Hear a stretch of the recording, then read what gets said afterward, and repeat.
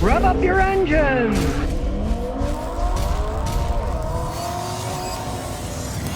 Farley, CEO of Ford, said, "Oh, I'm going to tell you about our Model T moment." And everybody wonders, what is it? What is it?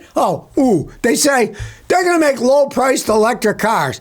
That is not a Model T moment, right? Now, from what seems to be coming out, they're talking about making a low-cost LFP battery-powered car. Right?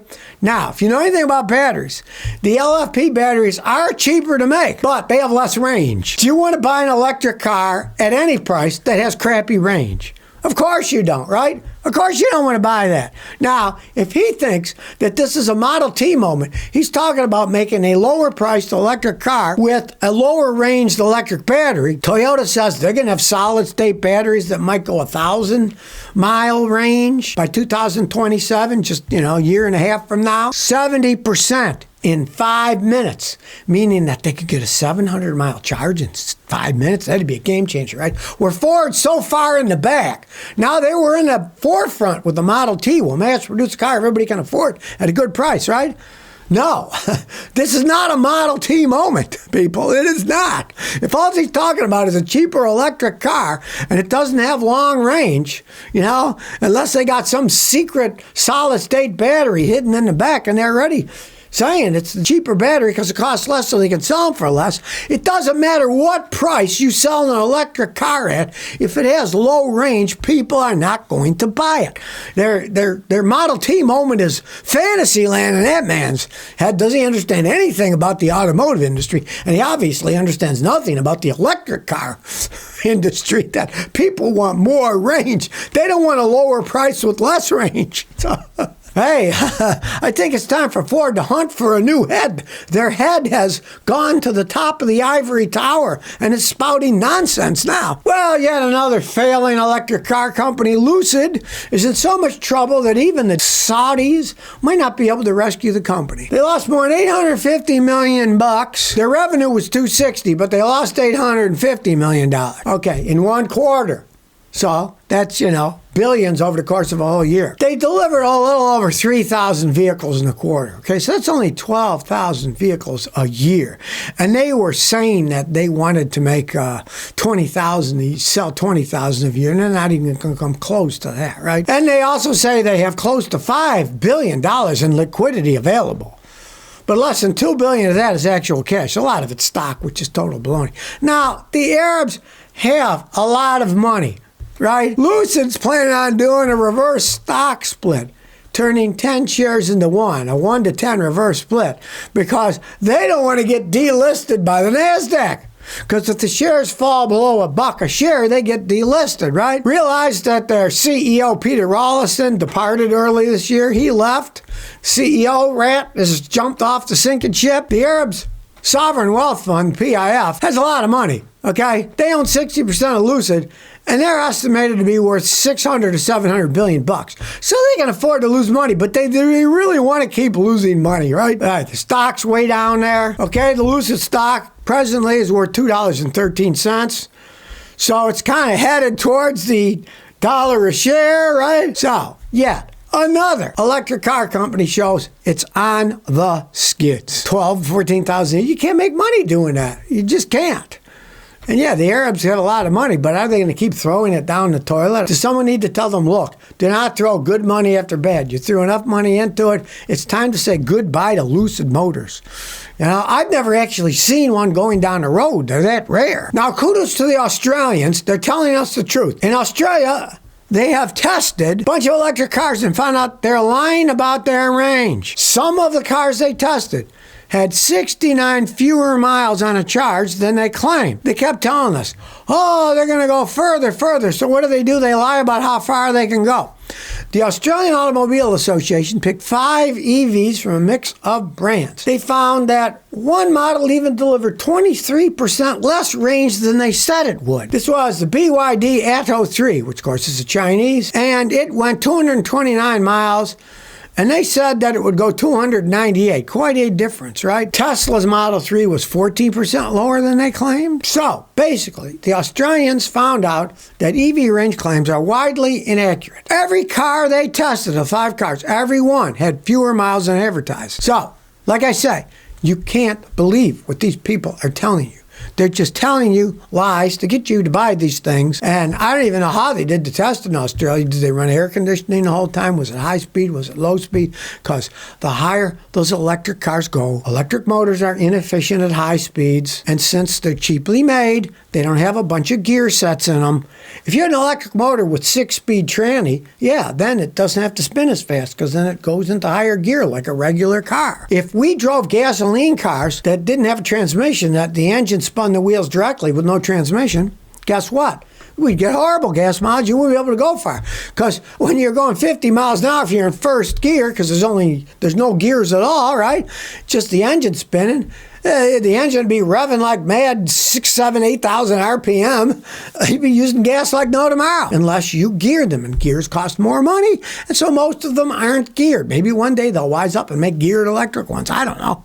But as it stands now, I guess one of the Porsches has a 2-speed transmission, but who's buying $100-something thousand Porsches? Not us regular people, right? So they built them wrong from the very beginning, and instead of fixing it, they just lie to us and say they got longer range than they do. Well, as people are finding out, they're getting creative to duck tariffs. Volvo now says they're putting together their EX30s in Ghent in Belgium instead of in China to duck the 147% tariff that they said they're going to put on Chinese-made vehicles. Of course, if you don't know, Volvo is owned by China.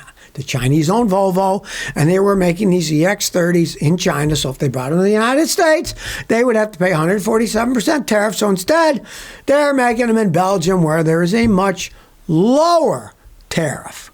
Right? It's 28.8% versus 147%. But what I laugh my butt off is, this is the electric EX30. Americans don't like them. They don't buy them. They don't even care about them. Here's the hilarious thing. Volvo does not specify the number of EX30s sold in the United States in 2024. They claim they sold 100,000 worldwide. Maybe they did, maybe they didn't, I don't know. But they won't even give the figures for how many EX30s they sold in the United States in 2024. And that shows you, they're not selling hardly any of them. They won't even release the figures. So, do we really care if they can import them from Belgium? Because guess what? Nobody in the United States wants to buy the stupid things. Volvo's electric cars in the United States are a dismal failure.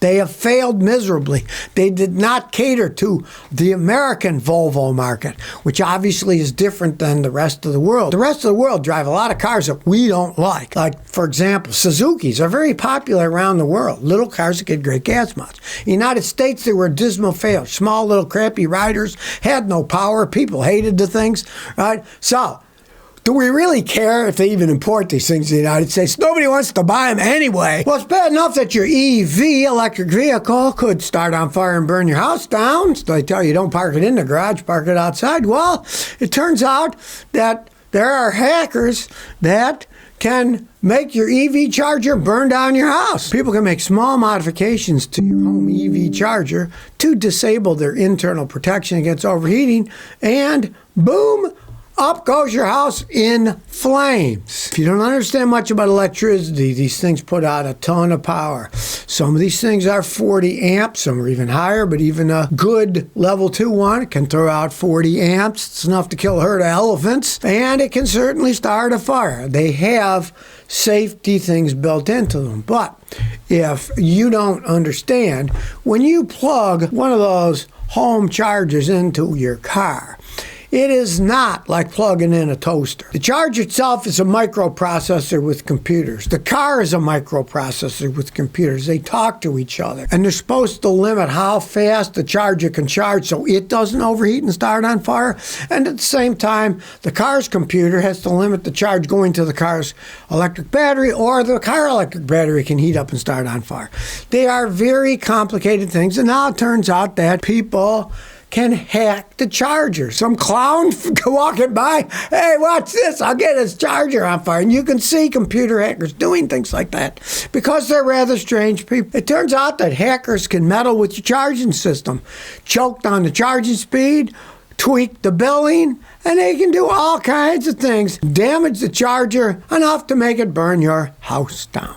So, yet another reason, people, not to buy an electric car.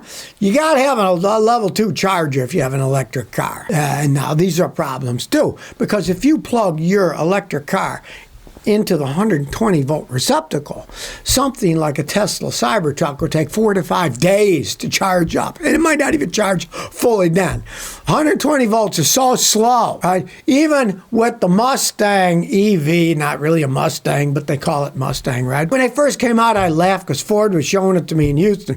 And they showed, look, if you plug it into 120 volts, you get 1.3 miles per hour of charging the vehicle. Now they're probably better now than they were back then, but it would still take forever with 120 volts. So you got to have one of these level 2 chargers. They put out a lot of power, and voila, now the hackers can get it in and burn your house down. Well, remember how they told us, oh, the future's electric, we're going to have electric cars, and we've already got electric buses. Well, if you lived in Iowa City, you wouldn't be happy because Iowa City's entire electric bus fleet is out of commission, and they don't know when the buses are ever going to be running again. It's because of 2 things. One, they break down, and 2, the company that makes the buses filed for bankruptcy and they can't get parts. It's that Canadian company Proterra. It went out of business and it left them with electric buses that they can't fix. And here's what they say. One of our buses, it's been on a wait list for repairs since 2023. For 2 years, they've been waiting for repairs. Now the company's bankrupt, so I guess nobody's going to fix them. If you follow any of this, the Proterra got bought out by this company, Phoenix EV. But they said Phoenix EV isn't doing any good, so they switched their vendors to Gillig, the company that makes the city's electric buses. And now Gillig can't fix those buses because the buses that they have were made by the Canadian company Proterra, and they say, well, they're made differently, different parts. We can't fix them. So they have a $6 million fleet of EV buses that are sitting there that they can't even use. So with their new electric buses out of commission, now they're using their old diesel buses. So much for having a fully electric fleet that they planned in the beginning, and that has fallen through like most electrification promises have and probably will fall apart in the next few years. Well, Elon Musk, the futurist, is at it again. Now he's saying his new Model 3 Optimus robots will be the biggest product ever. Here he is, at it again. He's the barker at the carnival tent. Come in, see everything, see things you've never seen before. Elon Musk declared that his upcoming Optimus 3 version will be a masterpiece of engineering. Now, this is Optimus 3, right? Well, he's presently on version 2.5, so he doesn't even have it out yet. He says he's going to transfer the real world artificial intelligence from vehicles to robots, right? Come on now.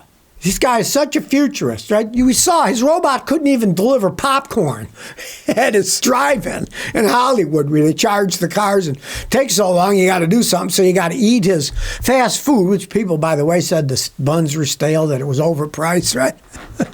But they can't even deliver popcorn, but it's going to change the world when he gets Optimus 3, because he's only on 2.5 now, right? So, as per usual, he's promising something that we all now, if we have brains, realize is never going to come to fruition. There's going to be an army of these robots with AI. Well, you know what's laughing about those wind turbines? Well, that big company, Ørsted, that makes them, after the halting of the U.S. wind project sale that they're trying to sell the stuff because nobody wants to buy it, their shares tumbled and the company lost 27% of its value.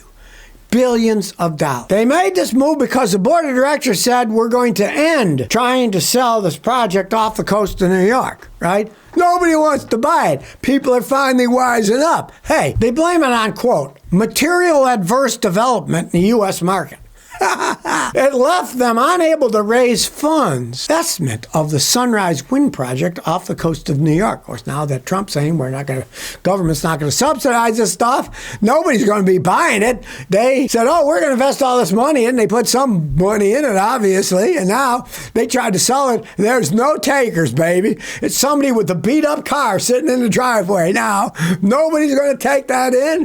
And that company lost almost 1/3 of their values when they told people, hey, we can't get rid of it. Nobody wants it. Of course, not in those words. They have to call it a material adverse development. We got lawyers here, but anybody with a brain sees you got yourself a big lemon there and nobody wants to buy any of your lemonade. So if you never want to miss another one of my new car repair videos, remember to ring that bell.